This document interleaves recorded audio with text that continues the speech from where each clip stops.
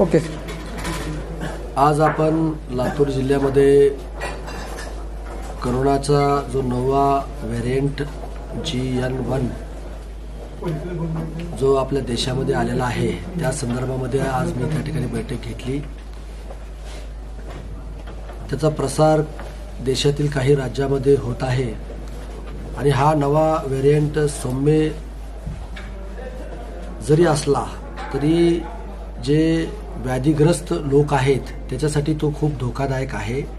म्हणून त्या दृष्टीने जिल्ह्यामध्ये आरोग्य यंत्रणांना अलर्ट त्या ठिकाणी आम्ही केलेला आहे.